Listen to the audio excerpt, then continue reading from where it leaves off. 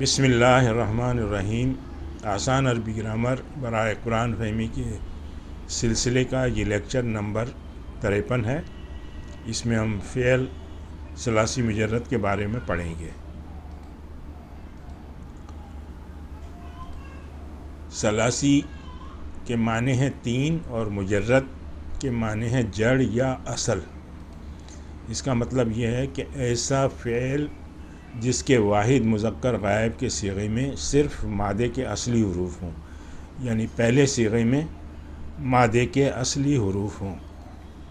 مثال دیکھیے، ذہب الولد الی السوق۔ یہ ذہابہ جو ہے یہ فعل ثلاثی مجرد ہے، اس لیے کہ یہ پہلا صیغہ ہے اور اس پہلے صیغے میں تین حروف مادے کے زال، ہا اور با۔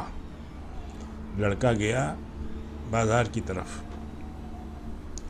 دوسری مثال دیکھیں، شریب الطفل اللبن۔ اب یہ دیکھیں، شریبہ یہ فعل ثلاثی مجرد ہے، اس لیے کہ اس کے فعل کے پہلے صیغے میں شین، را، با یہ تین حروف ہیں اور یہی مادی کے اصلی حروف ہیں۔ لڑکے نے دودھ پیا، بچے نے دودھ پیا۔ شرح المعلم الدرس۔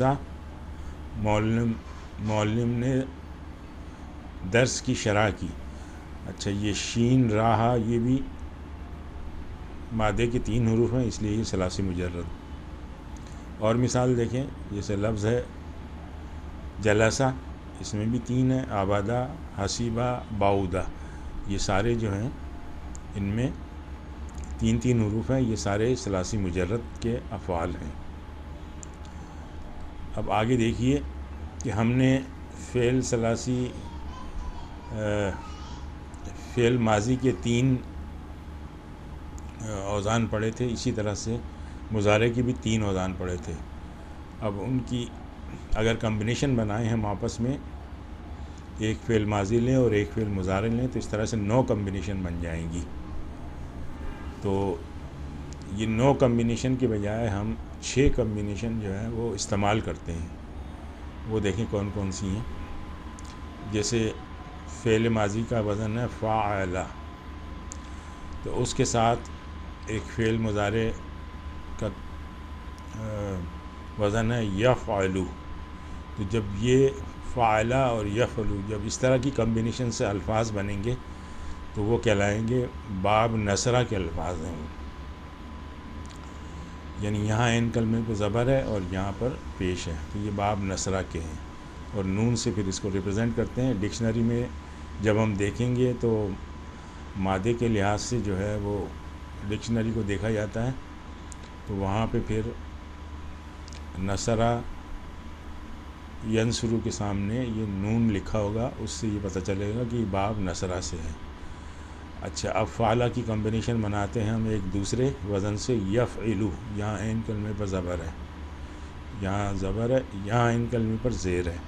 یہاں ماضی میں زبر اور مضارع میں زیر، تو یہ پھر باب بنے گا باب ضربہ، اور اس کو ضاد سے ریپرزینٹ کرتے ہیں۔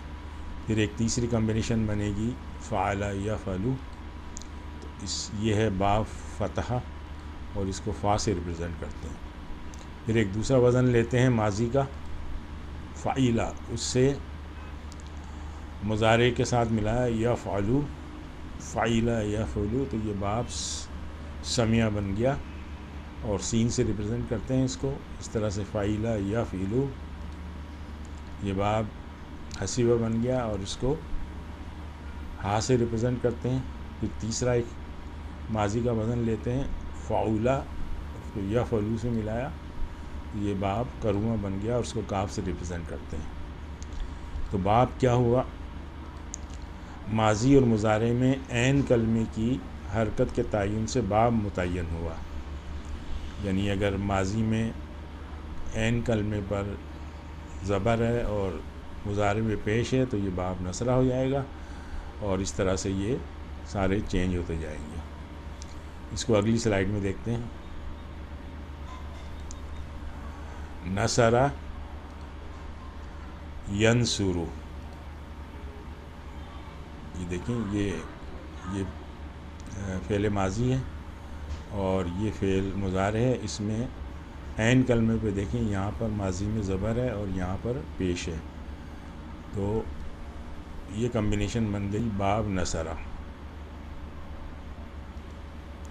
اس طرح سے ضربہ یضربو, یہاں پر زبر ہے ماضی میں اور مضارع میں زیر ہے, یہ کمبینیشن بن گئی باب ضربہ.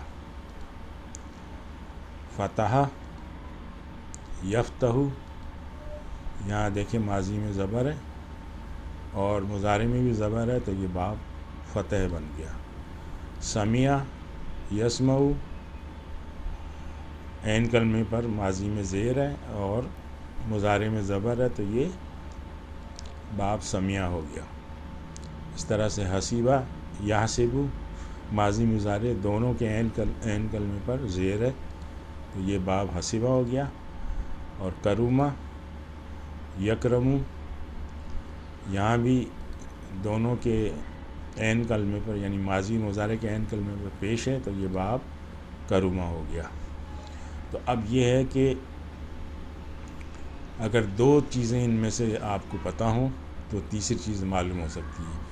مثلاً اگر آپ کو باب معلوم کرنا ہے تو اس کے لیے ضروری ہے کہ آپ کو ماضی کا معلوم ہو اور مضارع کا معلوم ہو. اگر آپ کو کسی کا مضارع معلوم کرنا ہے کہ اس کا مضارع کیا ہے, تو ماضی پتہ ہونا چاہیے اور باب پتہ ہونا چاہیے. اس طرح سے اگر مضارع پتہ ہے اور باب پتہ ہے تو آپ ماضی معلوم کر سکتے ہیں. تو کوئی بھی دو چیزیں آپ کو پتہ ہوں گی تو تیسری چیز آپ کو معلوم ہو جائے گی. یعنی ماضی مضارع اور باب میں سے کسی بھی دو چیز کا پتہ ہونا ضروری ہے, تب آپ کو اس کی تیسری چیز معلوم ہوگی. آج ہم یہیں پہ اکتفا کرتے ہیں. سبحانک اللہم و بحمدک, نشہد ان لا الہ الا انت, نستغفرک و نتوب الیک.